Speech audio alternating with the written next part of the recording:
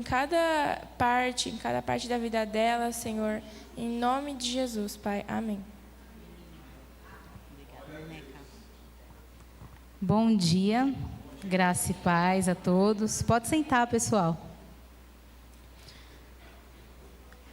Faz tempo que eu não subo aqui para pregar, deu até um frio na barriga, viu, gente? Mas acho que dá em todo mundo, né? Espero que todos estejam bem. Eu senti hoje, desde que eu entrei aqui, que está um ar meio pesado, um ar de preocupação, de forma geral. Mas eu sei que o Senhor é poderoso para agir nas nossas vidas. Eu não sei qual a dificuldade de hoje, a luta de hoje, mas eu sei que a palavra do Senhor é como uma espada afiada de 2 gumes, que penetra até a divisão da alma, do espírito, e ela age nas nossas vidas. Esse é o milagre do Senhor, a palavra que transforma. Para quem não estava aqui semana passada, nós iniciamos aí uma série de pregações no livro de Gálatas. Hoje vai ser o 2º dia. Já falamos, o Lucas pregou o capítulo 1, dos versículos 1 ao 10 na semana passada, e hoje eu estarei dando continuidade, amém? Irmãos, antes de ir para a leitura, vocês já ouviram, quando vocês estão nas redes sociais, na internet, YouTube, Instagram, TikTok, que hoje é o que mais se faz, né? Poucas pessoas assistem televisão. Algum vídeo, que você vê alguém falando da palavra, trazendo alguma meditação, ou falando algo da palavra, e na hora você pensa, será que isso aí é de Deus mesmo? Né? Você coloca ali à prova aquilo. Será que isso que essa pessoa está falando é verdadeiro? É o evangelho de fato? Isso já aconteceu várias vezes comigo. Porque hoje em dia a gente vive num tempo do quê? De muitas vozes. Você escuta a voz de qualquer um, sai aí falando o que quer sobre a palavra de Deus. E você discernir de fato se aquilo é verdade ou é uma mentira, você tem que ter um mínimo de conhecimento. Você tem que conhecer a verdade. Além de vozes, a gente tem muitas versões do Evangelho, muitas opiniões religiosas por aí. E quando o apóstolo Paulo ele inicia o livro de Gálatas, é interessante que esse livro ele não inicia fazendo um elogio para a igreja, ele já começa sentando o pau, como diz o ditado. E a primeira coisa que ele faz ele defende a origem do Evangelho. Ele afirma com clareza: existe apenas um evangelho, e qualquer coisa diferente disso não vem de Deus, ainda que pareça espiritual. Muitas vezes a gente escuta algo que parece que é espiritual, tem cara de espiritual, tem cara de verdade, mas não é verdade. Ele chega a dizer nos primeiros versículos que ainda que um anjo aparecesse pregando um outro evangelho, que diferente do evangelho que ele pregava, deveria ser considerado uma pessoa maldita, alguém maldito. Por quê? Porque ele vai defender no capítulo 1 que o evangelho não é uma invenção humana. É o que ele mais fala. Ele não é uma adaptação cultural e não é uma conveniência religiosa. Ou seja, o evangelho ele não vai se adaptar conforme o local. Exemplo, se você está sendo pregado a palavra de Deus aqui nessa igreja, se a gente olhar aqui nessa rua, tem mais 2 igrejas evangélicas. Lá está sendo pregada a mesma Bíblia, na outra igreja a mesma Bíblia, em outro país a mesma Bíblia. A palavra é pregada em todos os lugares, independentemente do nosso contexto, da nossa condição social, daquilo que a gente pensa, como a gente vive. Então, ele vai defender o evangelho de forma que ele não é algo humano, ele é algo que vem do céu. E toda a terra está abaixo do céu, não é verdade? Então, é o mesmo evangelho pregado em qualquer lugar. O evangelho não vai se adaptar conforme a minha realidade, a sua realidade. É isso que ele defende. Porque o evangelho vem do céu. E aí surge uma pergunta natural. Como Paulo ele pode afirmar isso com tanta autoridade? De onde vem essa certeza firme do apóstolo Paulo? Ele fala com tanta convicção sobre esse evangelho que veio do céu. E aí é onde nós vamos entrar no livro de Gálatas, capítulo 1, a partir do versículo 11. Quem quiser abrir, hoje nós não estamos aqui com o computador, mas você pode abrir aí na sua Bíblia de papel, no seu celular. Vai abrindo aí, Gálatas 1, a partir do versículo 11. Paulo, nesse trecho que nós vamos apresentar hoje, ele abre a história dele para mostrar algo muito poderoso. O evangelho que ele prega não vem de homens, mas é uma revelação de Jesus Cristo, o evangelho que Paulo recebeu. E aí, se eu pudesse dar, e eu gosto de dar, sim, um tema para as pregações, sem muita encheção de linguiça, sem muito frufru, eu diria que o tema da pregação de hoje é: Deus se revela para transformar. Guarda essa frase simples no seu coração. Deus se revela para transformar. Eu vou ler o texto. 11.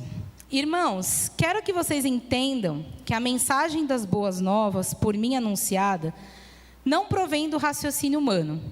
Não a recebi de fonte humana e ninguém a ensinou a mim. Ao contrário, eu a recebi por revelação de Jesus Cristo. Vocês sabem como eu era quando seguia a religião judaica, como perseguia com violência a igreja de Deus. Não medi esforços para destruí-la. Superava muitos dos judeus de minha geração, sendo extremamente zeloso pelas tradições de meus antepassados. Contudo, ainda antes de eu nascer, Deus me escolheu e me chamou por sua graça. Foi do agrado dele revelar seu Filho em mim, para que eu o anunciasse aos gentios. Quando isso aconteceu, não consultei ser humano algum. Tampouco subi a Jerusalém para pedir o conselho daqueles que eram apóstolos antes de mim. Em vez disso, fui à Arábia e depois voltei à cidade de Damasco. Então, passados 3 anos, fui a Jerusalém para conhecer Pedro, com quem permaneci 15 dias. O único outro apóstolo que vi naquela ocasião foi Tiago, irmão do Senhor. Afirmo diante de Deus que o que lhes escrevo não é mentira. Depois disso, fui às províncias da Síria e da Cilícia. As igrejas em Cristo que estão na Judéia ainda não me conheciam pessoalmente. Sabiam apenas o que as pessoas diziam. Aquele que nos perseguia agora anuncia a mesma fé que antes tentava destruir. E louvavam a Deus por minha causa. Logo nos 2 primeiros versículos, 11 e 12, ele começa já assim: quero que entendam que a mensagem das boas novas, a minha anunciada, não provém de raciocínio humano, não provém de fonte humana, ninguém me ensinou, ao contrário, eu recebi por revelação. Ele afirma que não recebeu o evangelho de homem algum. O que ele está querendo dizer com isso? Se a gente parar para pensar, quando vocês se converteram um dia, quando vocês ouviram o evangelho pela primeira vez, que vocês começaram a ir para a igreja, vocês podem dizer: eu ouvi o evangelho de alguém pregou para mim, alguém usou a Bíblia para pregar para mim. Pode ser alguém da sua família, alguém do seu trabalho, um amigo, alguém foi orar na sua casa, fez uma campanha na sua casa, mas você ouviu o evangelho de alguém. Só que com Paulo, eu vou falar pelo menos umas 4 vezes sobre Atos 9 aqui. Quem conhece ou já ouviu falar como foi a conversão de Paulo? Levanta a mão.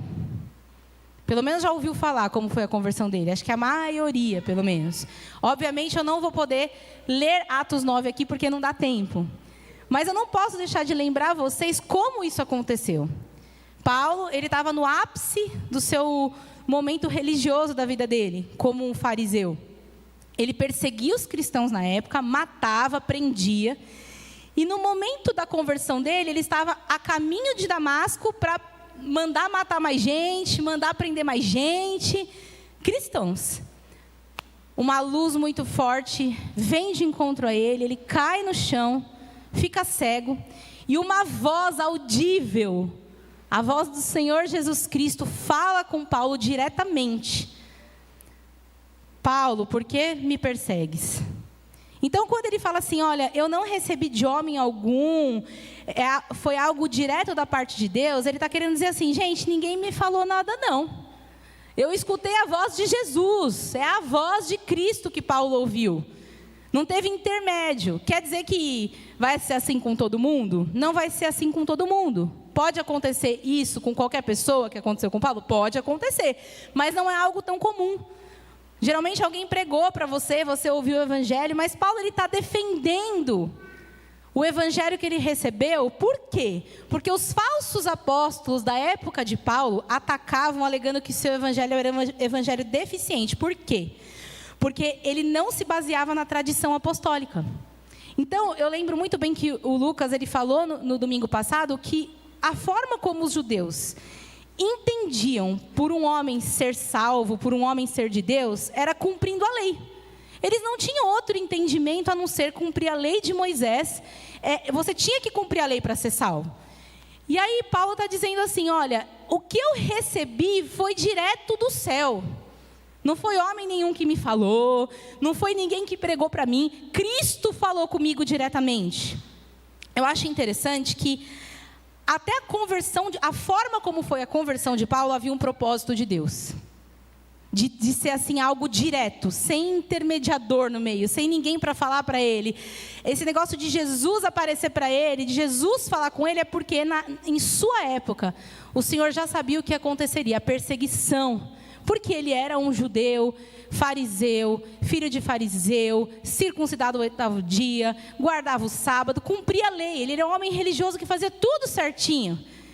Então Jesus aparece para ele, para não ficar dúvida, para ficar sombra de dúvida, que essa conversão foi tão real e tão poderosa, que ele fala, a primeira coisa que eu quero que vocês saibam, o evangelho que eu recebi veio do alto, veio direto. Eu não consultei homem, eu não consultei ninguém. O próprio Cristo falou comigo. E ele deixa isso claro. E aí, o que a gente percebe? Que a conversão de Paulo era muito questionada. Né? Tanto os judeus questionavam essa conversão, inicialmente os próprios apóstolos duvidavam de que a conversão de Paulo era verdadeira. Então não foi uma coisa fácil, que ele se converteu e ficou tudo bem, e ele começou a pregar. Não, as pessoas olhavam com desconfiança para ele. Mas será possível mesmo que esse homem agora crê em Cristo, se tornou um cristão? Era algo que no começo era muito duvidoso. E aí, esses 2 primeiros versículos, eles já começam falando com nós, igreja, hoje. Que tradição, formação acadêmica, herança religiosa não produz evangelho em ninguém. Né? O que produz evangelho em nós hoje? O que pode ser? Como que o evangelho é produzido dentro de nós? A gente se apega hoje muito nessas coisas, na tradição. Exemplo, eu estou há muitos anos na igreja. Pode ser uma tradição. Eu confio que pelo fato de eu estar muito tempo na igreja, o evangelho está sendo produzido dentro de mim. Ah, eu sou filho de pastor. Então eu tenho uma falsa confiança de que o evangelho está sendo produzido dentro de mim. Ah, meus pais são crentes. Eu tenho uma falsa confiança. É como se fosse uma segurança tão intrínseca. Não é que você fala para as pessoas, olha, eu sou um crente de verdade porque meu pai está na igreja. Você não fala, mas você tem uma falsa confiança dentro de você que esse tipo de coisa vai produzir evangelho dentro de você. Estudar teologia. Você tem uma falsa confiança de que porque você está estudando teologia, você é um cristão genuíno. A gente vai guardando aquilo dentro da gente, e aquilo vai trazendo aquela segurança para você. Tempo de ministério, porque a família é crente, porque estudou Bíblia, porque está todo dia no culto. Você vai criando essa expectativa dentro de você, acreditando que, por mais que você seja 30 anos da igreja, o evangelho está sendo produzido no seu coração por causa disso. E, na verdade, não. Isso tudo que eu falei acontece de forma natural de alguém que já recebeu a revelação de Cristo. Ele é um cristão genuíno porque ele primeiro recebeu aquilo do céu. E naturalmente ele vai fazer essas coisas. Só que as pessoas entendem que essas coisas que elas fazem é que produzem o Cristo dentro delas, produzem o evangelho. Elas vão pelo caminho inverso. Mas na verdade primeiro você recebe do céu a transformação de Cristo, para depois você fazer as outras coisas. Isso traz esse ensinamento para a gente. E esse texto ainda traz mais. Ele ensina que o evangelho não é uma busca humana por Deus. Cansamos de ouvir isso aqui. Esse conceito da teologia. Que talvez você fale, estou cansada de ouvir isso. Mas talvez, se Deus quis trazer o livro de Gálatas novamente para a gente escutar, é porque Deus quer falar de novo conosco. Talvez coisas que você já ouviu 20 vezes na igreja, 50 vezes, Deus está querendo reafirmar algumas coisas para nós hoje, que talvez a gente já escutou em outras pregações. Porque o evangelho não é uma novidade. Ninguém vai chegar aqui pregando, o que será que Deus vai falar no livro de Gálatas? Deus, ele vai repetindo as informações. Desde o primeiro século. Ele vai repetindo o que você já ouviu, porque você esquece, eu esqueço. E ele vai afirmando aquilo, até aquilo entrar dentro do nosso coração. E aí, essa verdade que Paulo traz, que esse evangelho alcançou ele, na teologia bíblica a gente chama de revelação especial. O que é uma revelação especial? Ela é diferente de uma revelação natural, uma revelação geral. O que é a revelação geral? Uma pessoa que ela não é crente, a natureza mostra que Deus existe. Os animais, a criação dos animais mostra que Deus existe. A criação da humanidade mostra que Deus existe. A ciência mostra que Deus existe. A tecnologia mostra que Deus existe. Mas a revelação especial não. A revelação especial, Cristo se revela a você. E foi isso que ele fez com Paulo, para salvar. Deus se revela a toda a humanidade, mas ele não se revela a todos para salvar. A revelação especial é quando ele quer se revelar a alguém para salvar essa pessoa. E foi isso que ele fez com o apóstolo Paulo. Foi isso que ele fez a nós. Ele se revelou para que a gente cresce nele de tal ponto, amasse ele de tal ponto, nos amou de tal ponto, que é para nos salvar. E foi isso que ele fez na vida de Paulo. Então não foi uma revelação comum, foi uma revelação especial. E aí, nos versículos 13 e 14, ele começa falando um pouco da história dele. Ele está argumentando com aquele grupo de pessoas. Ele diz assim: vocês sabem como eu era quando eu seguia a religião judaica? Como perseguia com violência a igreja de Deus? Não medi esforços para destruí-la. Superava muitos dos judeus de minha geração, sendo extremamente zeloso pelas tradições de meus antepassados. Agora, eu quero que vocês, a partir desse momento agora, eu quero que vocês comecem a pensar hoje. Vocês vão entender o que Deus quer falar com vocês. Não quero que vocês pensem de quando vocês não eram crentes. Eu quero que vocês pensem agora do dia que vocês se converteram. Dali para frente. Se faz 1 ano, se faz 5, se faz 30, não importa. Começa a pensar aqui comigo agora do dia que você começou a ir para a igreja. Você ouviu o evangelho, alguém foi na sua casa, como eu falei no começo. Começa a pensar na sua história daí para frente, não na sua história antiga. Que você bebia, se prostituía, não. Esquece. Agora é de quando você entrou na igreja para frente. Olha só. Paulo, ele era um perseguidor da igreja, certo? Ele matava cristãos, prendia cristãos, consentia com a morte de cristãos. Só que ao mesmo tempo, isso antes da conversão dele, Paulo, ao mesmo tempo que ele perseguia a igreja, ele desfrutava de muitos benefícios. Ele progredia dentro da religião judaica, ele crescia, conquistava largos passos, o reconhecimento como um líder espiritual. O que eu quero dizer para vocês? Antes da conversão dele, estava tudo bem com ele. O cara ele estava... as pessoas tinham ele em autoestima, um homem poderoso, um homem... Imagina vocês hoje, vamos pegar assim, um teólogo da atualidade muito famoso, alguém conhecedor das escrituras que você admira, alguém que tinha um status social, uma pessoa de fama. Era assim que... Oi? André Henning? Tipo André Henning. Falaram aqui, né? Imagina uma pessoa que você olha e você admira mesmo, gente. O Saulo, hoje a gente olha, nossa, Saulo, que homem terrível. Naquela época, ele era uma pessoa que as pessoas tinham admiração, porque ele era um fariseu. O cara estava no ápice do ápice, estava tudo bem com o cara era, assim, ele estava super bem. Para que ele ia querer se tornar um cristão? Porque hoje, gente... Eu vou falar uma coisa para vocês. Hoje, se você falar, virou moda falar que é evangélico. Estou mentindo? Você vai nos lugares, agora eu sou evangélico. É muito fácil. Tem igreja de todo tipo, todo evangelho sendo pregado por aí. Hoje é modinha falar que virou evangélico. Agora, naquela época, falar que era um cristão, não tem... Estou falando mentira, André? Não tem nada a ver como falar que é um cristão hoje. Aquela época, você falar que era um cristão era uma aberração da natureza. Você era uma aberração se você falasse que era um cristão naquela época. Um crente naquela época era quem seguia as leis de Moisés. Então, você falar que era um cristão era como se você estivesse praticamente se condenando ali. Por quê? Você ia ser preso, você ia morrer, você ia ser apedrejado. Para que Paulo, olha o que Paulo fala. Vocês lembram que eu era? isso é lógica. Para que o cara vai sair daqui para ir para cá? Não tinha sentido essa escolha vir de Paulo. A decisão de crer em Cristo não tinha sentido Paulo se tornar um cristão por vontade própria. Assim como não há sentido nós queremos ser cristãos por vontade própria, se não for algo que veio direto do céu para as nossas vidas, se não foi uma iniciativa do próprio Deus, derramar a sua graça, se revelar aos homens e transformar a vida dos homens.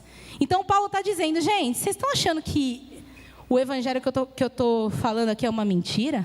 Vocês acham que faz sentido eu ser um fariseu, um homem religioso de status, para me tornar um cristão, para ser massacrado? Então ele argumenta, e esse argumento é um argumento muito forte para os Gálatas. Ele está falando, não, Cristo se revelou a mim, não fui eu que busquei a Jesus. Ele está dizendo isso. E muitas vezes a gente, como igreja, a gente se coloca nessa cadeira de Saulo. A gente se coloca, porque muitas vezes a gente já ouviu isso aqui também.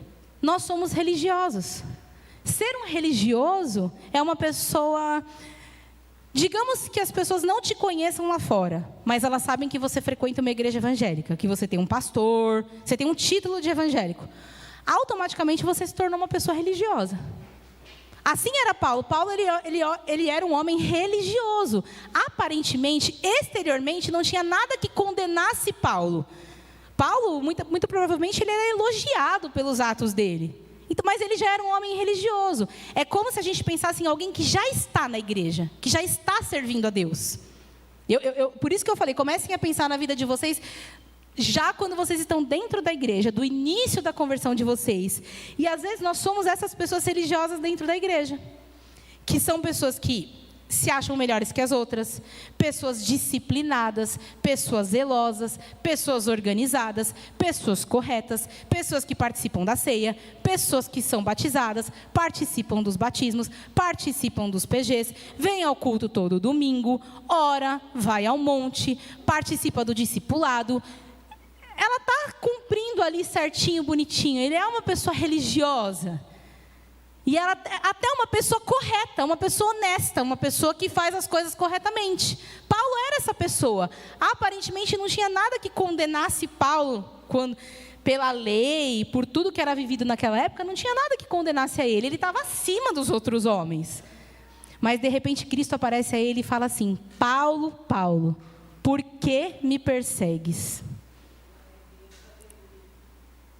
Vocês sabiam que uma pessoa, ela pode ser religiosa, pode ser um evangélico, e ela está ainda se opondo ao propósito de Deus? Isso existe dentro da igreja hoje. Uma pessoa, ela pode ser uma pessoa religiosa, mas ela pode ser considerada um inimigo de Deus. Saulo, ele era um inimigo de Deus naquela ocasião. O próprio Cristo fala, Saulo, Saulo, por que me persegues? E ele pergunta, quem é que fala comigo? E ele responde, é Jesus. Nós hoje podemos estar dentro da igreja se opondo ao propósito de Deus. Nós podemos estar dentro da igreja hoje se opondo ao próprio Cristo, indo contra Cristo. Porque ele fala assim, duro é para ti recalcitar contra os arguilhões. Paulo, ele estava indo contra o propósito de Deus. Estava se ferindo cada vez mais por isso. Mas até que um dia Jesus fala, você pode estar na religião há muito tempo, mas hoje é o dia que eu resolvi me encontrar com você. Tem muita gente na igreja que vai ter um encontro com Deus muito tempo depois. Ele pode passar 20 anos na igreja e ter um encontro com Cristo. Só que a gente acha que a gente teve muitas vezes um encontro com Cristo no dia que a gente aceitou Jesus. Nem sempre é assim, pode acontecer, mas nem sempre vai acontecer. Há um momento que o Senhor fala, hoje eu vou me revelar para Ele. Hoje eu vou transformar o coração dele. Hoje ele não vai ser transformado por fora, ele vai ser transformado por dentro. Isso muitas vezes acontece dentro da igreja. Não só nessa igreja, mas em qualquer outra igreja, de qualquer outro lugar do mundo. Paulo continua no versículo 15 e 16. Ele fala, apesar de eu ser tudo isso que eu falei na religião judaica, contudo, ainda antes de eu nascer, Deus me escolheu e me chamou por sua graça. Foi do agrado dele se revelar-se a mim para que eu anunciasse aos gentios. Paulo, ele descreve aqui a sua conversão de uma forma muito clara. Primeiro ele diz, Deus me separou desde o ventre. Me chamou pela graça e quis revelar o seu Filho em mim. A graça irresistível alcançou Paulo. Quem lembra o que é a graça irresistível? Daqueles 5 pontos que a gente aprendeu nas aulas de doutrina do cristianismo. O que é a graça irresistível que alcançou Paulo? A graça irresistível é quando Deus chama uma pessoa para a salvação. Esse chamado não pode ser frustrado pela resistência humana, porque ele transforma o coração para que essa pessoa responda livremente ao chamado. Essa é a graça irresistível que cabe como uma luva na história de Paulo. Paulo estava indo para matar cristão e Jesus aparece para ele. E ele não resiste. Porque quando Cristo entra na vida de uma pessoa, não tem resistência, não tem ansiedade, não tem preocupação. Mas será que essa pessoa vai ser transformada? Se Cristo alcançar a vida dessa pessoa, a graça se torna irresistível na mesma hora na vida dela. E para que ela possa responder livremente ao chamado, Deus precisa primeiro transformar o coração dela. Porque o homem não é capaz de responder ao chamado de salvação, o chamado de caminhar com Cristo, se o próprio Cristo não o transformar. Paulo foi transformado instantaneamente. A conversão de Paulo não foi gradual. Ele foi chamado instantaneamente à conversão. O coração dele foi transformado. Sabe o que é interessante? Jesus fala só, pelo menos é o que está escrito lá, ele só fala assim: Paulo, Paulo, por que me persegues? Quem me persegue? Jesus. Levanta, vai até a rua direita. Gente, foi muito assim, ó. Ele ouviu e começou a obedecer. Isso é milagre. Isso é verdadeira transformação, isso é verdadeira conversão. É isso que Paulo estava falando. Eu não tinha motivo nenhum para ser um cristão, mas Cristo me chamou. E quando ele usa essa expressão, Deus revelou o seu Filho em mim. Olha essa expressão, não foi a mim, não foi para mim, foi em mim. O que esse em mim revela? É preposição, né, gente, hein? É preposição? Me ajuda aí que eu não sou boa de português, não. Em mim é quando é algo que acontece dentro de você. Aparentemente, exteriormente, Paulo era um religioso, mas agora ele fala assim: Cristo se revelou dentro de mim. Houve uma mudança interna dentro de mim. E ele continua. Quando isso aconteceu, o que aconteceu? O encontro que Cristo teve comigo lá em Atos 9, no encontro de Damasco. Quando tudo isso aconteceu, eu não consultei ser humano algum. Tampouco subi a Jerusalém para pedir conselho daqueles que eram apóstolos antes de mim. Não foi pedir conselho para Pedro, para João, para ninguém. Em vez disso, fui à Arábia, depois voltei à cidade de Damasco. Então, passado 3 anos, fui a Jerusalém para conhecer Pedro, com quem permaneci 15 dias. Pela lógica, quando alguém se converte, a primeira coisa que ela faz, ela começa a ir para a igreja. E você vai começar a se aproximar de quem? Do pastor, da pastora, você vai pegar o telefone do irmão. Gente, você começa a ir para a igreja, você vai começar a se aproximar para receber instrução. Você não se converte e vai viajar para outro lado. Você começa a buscar e se aproximar dessas pessoas. Com Paulo foi totalmente diferente. Após a conversão dele, ele ficou 3 anos afastado de tudo. Ele não conhecia os apóstolos. A gente pensa, Paulo estava com Pedro, né? A gente imagina, é da mesma época, né? Paulo, Pedro, um pregava para gentil, outro... Não, eles nem se conheciam. Paulo passou 3 anos, Atos vai dizer também, afastado. E a Bíblia não vai contar o que aconteceu esses 3 anos, os primeiros 3 anos da conversão de Paulo. A Bíblia vai começar a contar depois de 3 anos. Mas tudo indica que esse tempo foi um tempo de oração, meditação, desenvolver o relacionamento e crescimento espiritual e pessoal com Deus. Foi um tempo de desconstruir certezas. Se até Paulo teve um tempo de amadurecimento, por que a gente acha que a gente não vai ter esse tempo de amadurecimento? Um tempo de busca, um tempo de oração. Não é assim, me converti hoje, já saio falando o que vem na cabeça, não. Paulo teve um tempo de amadurecimento na vida dele. E Deus tem esse tempo de amadurecimento, de desconstruir certezas. Tem gente que entra na igreja e ela tem várias certezas na cabeça dela. Passa 10 anos, ela continua com as mesmas certezas. Você olha para a pessoa, parece que nada aconteceu com a pessoa é a mesma. Ela está 20 anos na igreja, ela tem o mesmo jeito de pensar, o mesmo jeito de falar, o mesmo modo. Nada mudou na vida dela. Se você passa 5 anos sem ver ela, você volta para a igreja, ela está igualzinha. Não é assim, gente. Quando a gente se converte, o Senhor começa a trabalhar nas nossas vidas. O Senhor começa a tratar nas nossas vidas. E a gente aprende que existe um processo individual na vida de cada um de nós, onde o Senhor vai maturando, vai trabalhando, vai tirando pensamentos errados, vai desconstruindo ideias. E a gente tem que estar com o nosso coração aberto para entender o que Deus tem, para falar: Senhor, estou começando do zero. O Senhor tem que limpar a gente primeiro. E Ele vai limpar e vai continuar limpando. E Ele continua já indo para o fim, gente. Então, passados 3 anos, fui a Jerusalém para conhecer Pedro, que eu li lá. Com quem permaneci 15 dias. O único outro apóstolo que vi, na ocasião, foi Tiago, irmão do Senhor. Afirmo diante de Deus que o que lhes escrevo não é mentira. Depois disso, fui às províncias da Síria e da Cilícia. Então, Paulo, como eu falei, ele não vai diretamente para Jerusalém para esperar o quê? Uma aprovação dos apóstolos. Ele sabia o que Deus tinha na vida dele.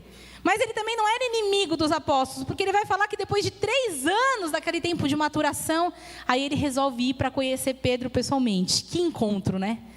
Eu não sei os pregadores que vão falar essa parte aí. Quem vai ser o da vez aí que vai falar da conversa que Paulo e Pedro tiveram? Não sei quem que vai pegar essa parte aí, mas não sou eu.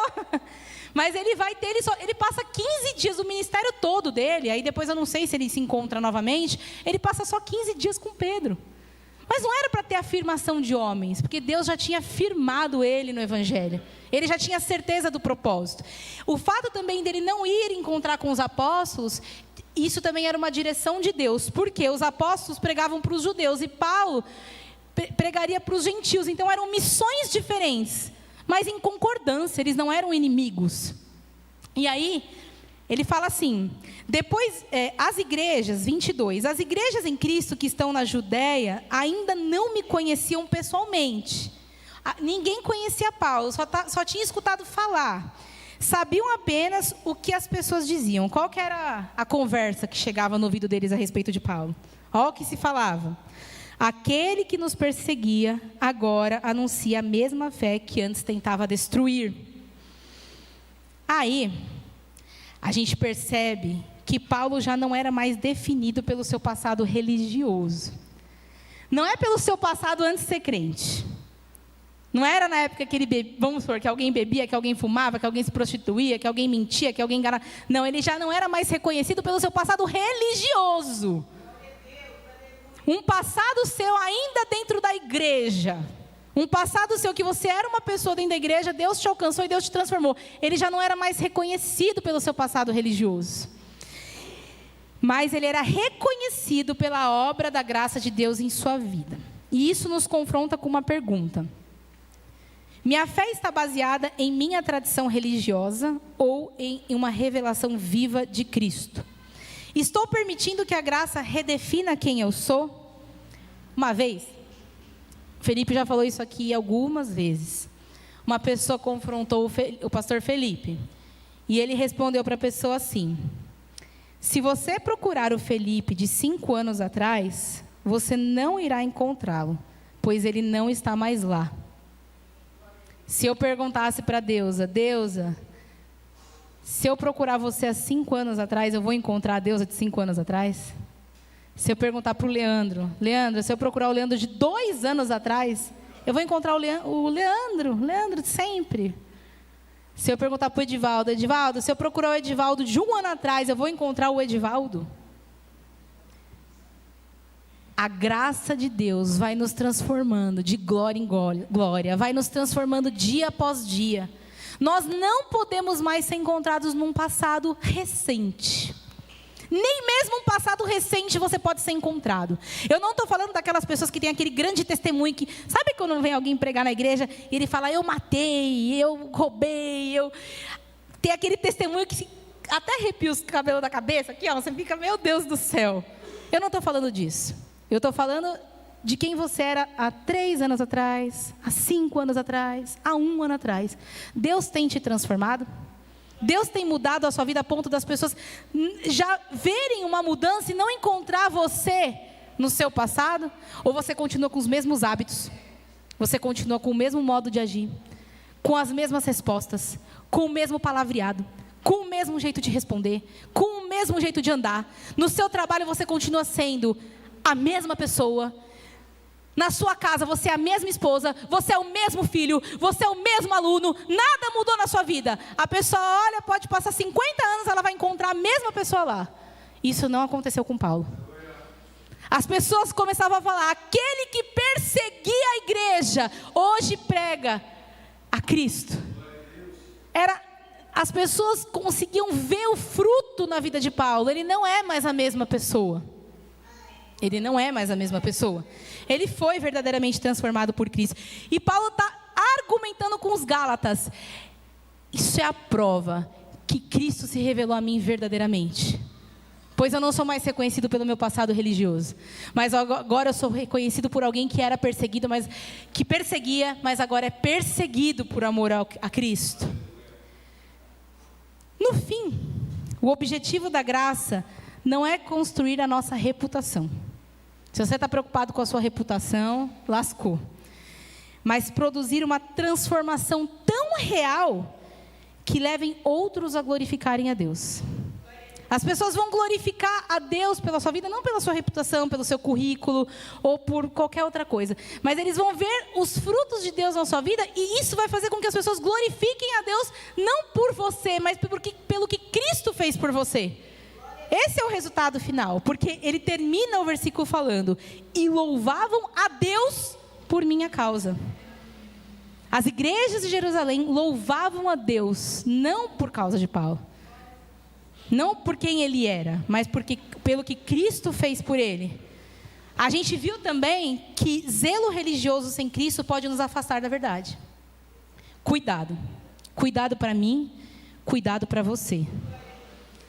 Cuidado com quem nós somos hoje. Para que a gente não se pegue se opondo à vontade de Deus. Sendo um opositor de Cristo. Sendo um inimigo de Cristo dentro da igreja. Que a gente consiga ser verdadeiro, sincero. Que nós venhamos ter um coração ensinável ao Senhor. Se você até hoje não aprendeu a ter um coração ensinável. Se você até hoje não aprendeu a ser submisso. Você não respeita ninguém. Você não ouve ninguém. Você não ouve pai, você não ouve mãe, você não ouve irmão, você não ouve pastor. Você é insubmisso. Você está se opondo à vontade de Deus. Você é ali, você está ali, a sua presença é real, a sua carne e seu osso estão dentro da igreja, mas você não tem um coração ensinável, você não deixa Deus transformar a sua vida, você não deixa Deus tratar no seu coração, as pessoas não conseguem glorificar a Deus por sua causa, as pessoas veem você o mesmo de 10, o mesmo de 8, o mesmo de 5, o mesmo de um ano atrás, você continua exatamente do jeito que você veio. Isso não é evangelho genuíno. Isso não é transformação real. A transformação é vista pelos frutos. Não é pelo currículo. Não é pela quantidade de vezes que você vem no culto. Não é pela quantidade de vezes que você participa da ceia. Se você é assíduo. Se você é zeloso pela casa de Deus. Se você faz café. Se você abre a igreja. Se você chega no horário. Se você está em todos os PGs. Isso não prova que você foi transformado por Cristo. O que prova é os frutos que você dá. E Paulo estava dando frutos. E a igreja glorificava a Deus por causa de Paulo. É isso. É duro para mim ouvir isso. É duro para você. Eu preciso me examinar e olhar para dentro de mim. Senhor, eu sou a mesma ou eu tive alguma mudança? Será que quando alguém me afronta, eu respondo igualzinho que eu respondi há 5 anos atrás? Gente, eu tenho medo disso. Às vezes eu tenho vontade de falar: me grava agora, no momento da briga. Grava, pega um celular e me grava. Beleza, obrigada, amor. Perfil vai gravar. Me grava agora e guarda esse vídeo. Deixa passar 3 anos. Faz a mesma provocação. Faz a mesma provocação, igualzinho. Aí vai a Nicole e repete. Bom por aqui, marionete. Ela tem a mesma reação, ela tem a mesma resposta, ela tem o mesmo jeito de agir. Ela não foi transformada por Cristo. Eu não estou falando que você não tem pecado, que você tem que ser perfeito. Mas as pessoas precisam notar algo diferente na minha e na sua vida. As pessoas precisam perceber que não é que houve, mas pelo menos que está havendo mudança, está acontecendo, gerúndio, processo. Você está pelo menos no processo ou você nem começou? Você está na igreja há 20 anos perdendo o seu tempo, você nem começou, você está deixando Deus trabalhar na sua vida. Então, se você não tem deixado Deus trabalhar na sua vida, começa a deixar a partir de hoje. Começa a abrir o seu coração com verdade, com interesse de coração. Senhor, eu sou isso aqui, e eu preciso pelo menos dar um passo para a minha mudança. No fim, a igreja não glorifica Paulo, mas glorifica a Deus pela obra que ele fez em Paulo. Essa graça não apenas muda, olha essa frase, e eu vou terminar. Deixa eu ver a hora, estou dentro. Essa graça não apenas muda nossa direção, ela redefine nossa identidade. Veja bem, o termo conversão, todo mundo sabe o que é dicionário, tá? Dicionário. O que é uma conversão? Estou aqui, vai, quem dirige? Estou indo para a esquerda. Converte, fui para a direita. Isso aconteceu na vida de Paulo, quando Paulo se converteu. Olha o que essa frase diz. A graça não apenas muda a nossa direção. Ela não apenas muda a direção. Ela redefine a nossa identidade. Eu posso muito bem, a pessoa pode falar, nossa, fulano fazia isso, agora está indo para a igreja. Mudou de direção, certo? Estava roubando, matando, se prostituindo, agora ele começou a ir para a igreja, mudou a direção. Mas eu posso muito bem estar indo para a esquerda e mudar a direção. Mas eu sou a mesma Nicolezinha de sempre aqui, ó. Eu só mudei o lado. Ó, mudei. Vocês estão vendo a Nicole com a mesma roupa, com o mesmo caráter, com o mesmo... O que Deus fez na vida de Paulo não foi só mudar a direção. Ele redefiniu a pessoa de Paulo. Ele redefiniu quem o Paulo era por dentro. Ele não só mudou de direção, ele foi transformado de glória em glória, de caminhada em caminhada, de culto por culto, de pregação por pregação, de oração em oração. Essa transformação foi acontecendo na vida dele. Nós estamos passando pelo processo de transformação. O que nós não podemos deixar acontecer é nós permanecermos exatamente do jeito que a gente está hoje, daqui a um ano. Cristo se revelou a nós para transformar, foi o tema da pregação. Cristo se revelou a Paulo, para transformar a nossa vida. Não é simplesmente para você sair da esquerda e ir para a direita, mas é para você ir para a direita sendo transformado por Cristo. Eu termino. Cadê a página? A pergunta que esse texto nos deixa não é apenas o que sabemos sobre o Evangelho, mas o que o Evangelho está fazendo conosco. Amém, igreja? Eu agradeço a oportunidade, que as palmas ouvem o Senhor Jesus.